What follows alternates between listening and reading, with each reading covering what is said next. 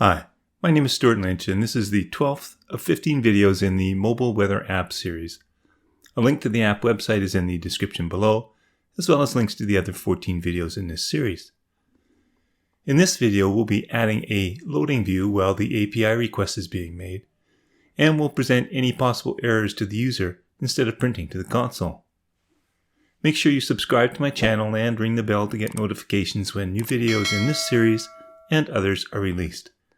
If you like what you see, give it a thumbs up. If you feel inclined to support my work, you can always buy me a coffee.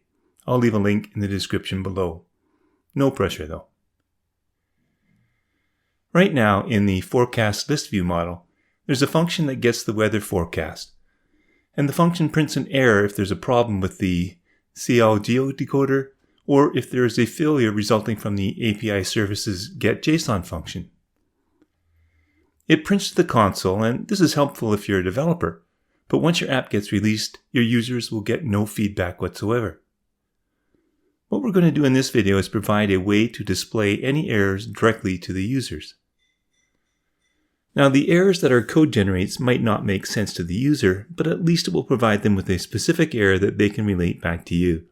What we don't want to happen is for the app to just stall or freeze or crash.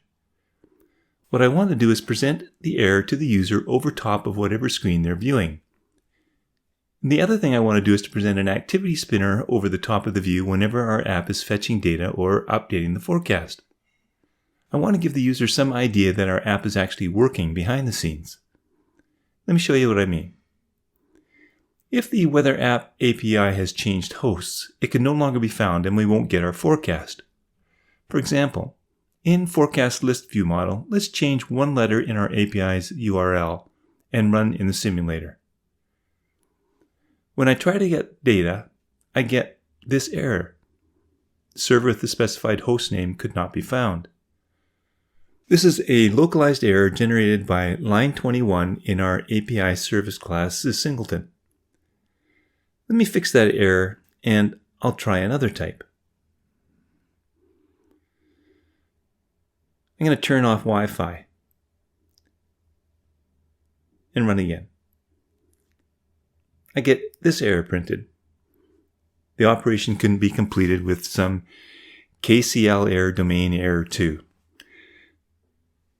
This is coming from line 34 of the getWeatherForecast function in Forecast List View Model. We'll fix that error to be more descriptive in a later video. But for now, how can we handle the error? Well, one way that we can do that is to present an error over the screen whenever an error occurs, displaying the error.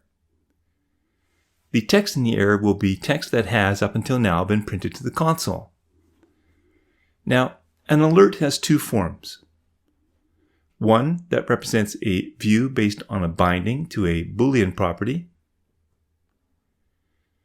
and another one that is bound to an optional source of truth. In the first instance, the alert is bound to a Boolean value and is presented when that value is set to true.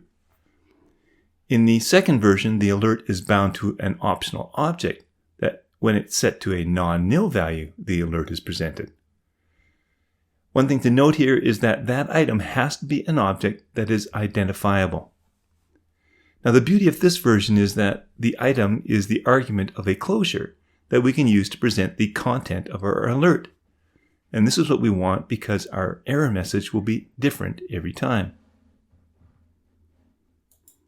So back in Forecast List View Model, we can create an item that we can use.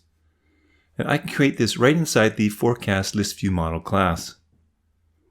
I'm going to create a struct called AppError that will be identifiable, and it will have two properties. Now, because it's identifiable, I can create a constant called ID and set it to the UUID string.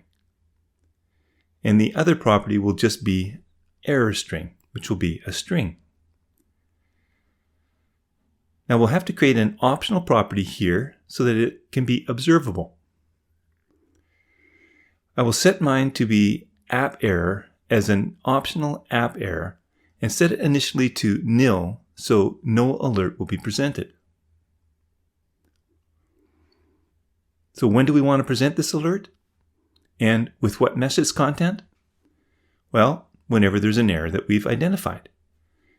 And this happens in our getWeatherForecast function in two different locations.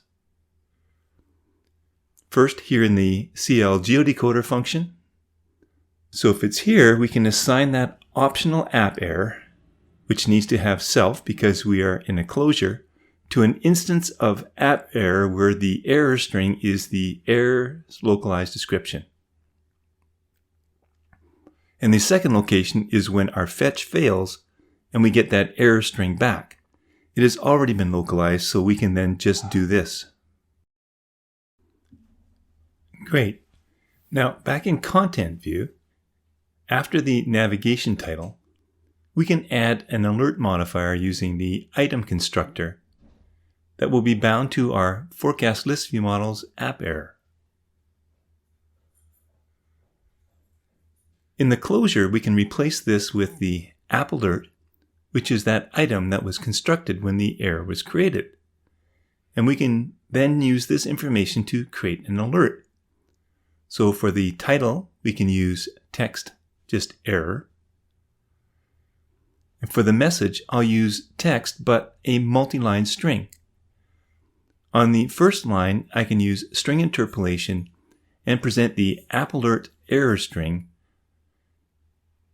And on the second, I can say something like, please try again later.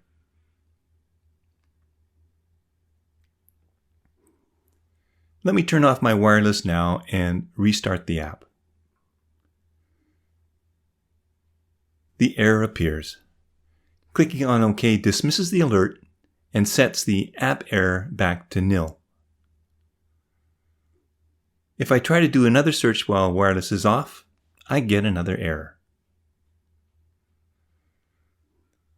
If I turn wireless on again and try a search, no error appears, and we get the forecast.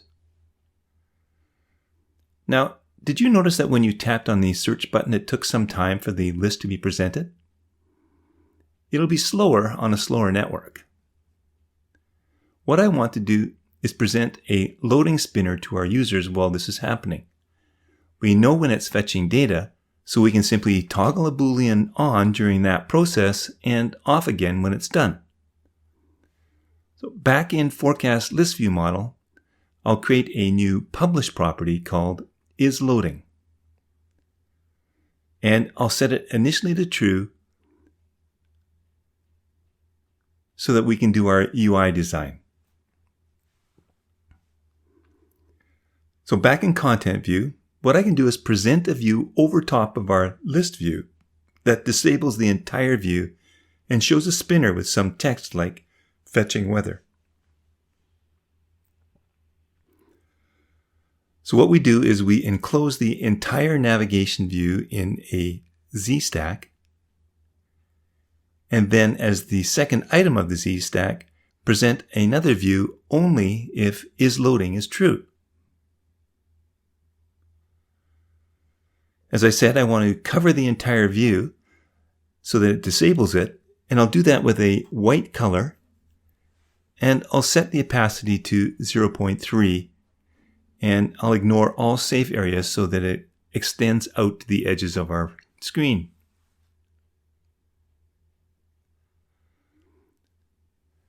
Right in the middle, though, I want to present my activity spinner, and I can do this by embedding my color view in another Z-stack, and then presenting a SwiftUI progress view as the second item, passing in a string indicating that we are fetching the weather. Now, that's not very visible, so let's make it stand out a little bit by adding some padding. And I'll follow that with a background that is a rounded rectangle of corner radius 10. And I'll set the fill color to that system background so that it appears correctly in both light and dark mode. And then finally, I'll add a shadow of radius 10. So this is looking pretty good, but we don't always want it to be displayed. We only want it displayed when it's loading. So back in forecast list view model, we'll set that Boolean to false initially, and then when you call the getWeatherForecast function, I'll set it to true. Now we have to be able to set it back to false again to dismiss it after the loading is complete. So where do we do that? Well, whenever there's an error, because we want to remove it when the error alert is presented. So right before each error, I can set self.isLoading equals false.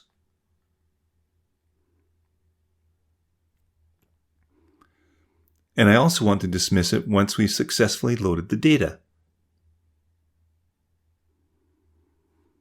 So let's test again. That's looking pretty good. Our app is coming along really nicely.